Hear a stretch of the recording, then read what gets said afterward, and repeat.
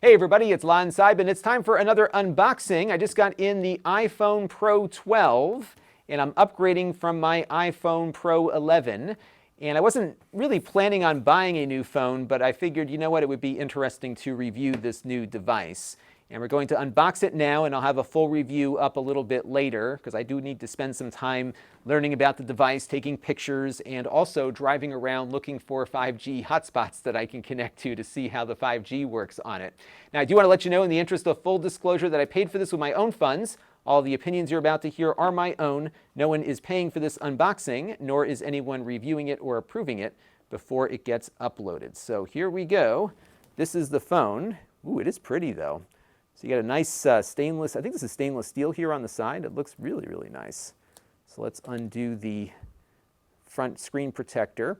It looks very similar to last year's phone, which I happen to have right here. Now this is not the Max edition, this is the regular 12. You can see it's just slightly taller than the old one, not much, but it does have a bigger display, 6.1 inches versus 5.8. And of course, it is a little prettier given that it's now got flat surfaces, kind of reminiscent of the iPhone 4 and 5 versus the rounded corners on the prior edition. So it feels a little bulkier and a little bit heavier, but by and large, a nice design from Apple as we've come to expect. And as pretty as it is, I will be covering it up with a case at some point because you've got the ability to really break these things quite easily when you don't have a case on them. I did get the Apple Care because I have found over the years that it's good to have the Apple Care versus not having it. Now, one thing you're going to notice, actually a couple things you're going to notice missing in this box as we boot the phone up, is that we no longer have a charger included, and that's because Apple took the charger out. So you can charge it, of course, off of a USB-C power adapter. You've got the Lightning to USB-C cable here in the box. But if you don't have a charger for USB-C, you'll have to hook up an older Lightning cable or go out and buy one. And there's also no headphones, no earbuds in the box either, which you used to get with these phones. And as a result, they've been able to make the box much smaller. And this means that they can make more money because they're able to ship out many more phones in the same volume. So although this might look like it's a good decision environmentally, it also allows them to make more bucks off of you because they saved a lot of money on freight. There's no charger in the box, and they are charging you the same price for the phone. Now this one is a 5G device, and although I don't have many 5G options near me, there's apparently some Verizon nationwide 5G towers that are getting set up not far from me. So tomorrow I'm going to drive around and see how those work out.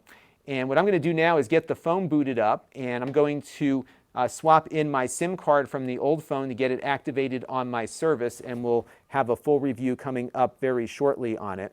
It does have the 3-camera system on the back like before. This one can now shoot Dolby Vision video, which will be kind of fun to play around with as well. So we've got a lot of work to do on this phone. It does look very pretty, and we'll have a full review coming up soon where we'll dive into all of its features and see how it compares to prior versions. Until next time, this is Lon Seib. Thanks for watching. This channel is brought to you by the Lon.TV supporters, including gold level supporters Tom Albrecht, Chris Allegretta, Mike Patterson, and Bill Pomerantz. If you want to help the channel, you can by contributing as little as $1 a month.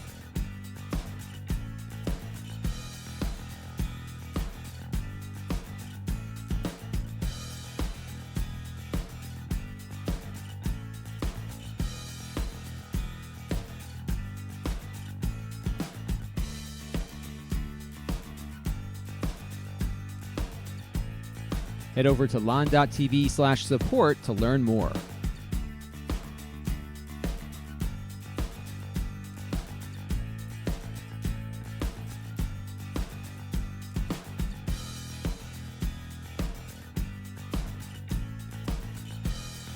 And don't forget to subscribe. Visit lon.tv/s.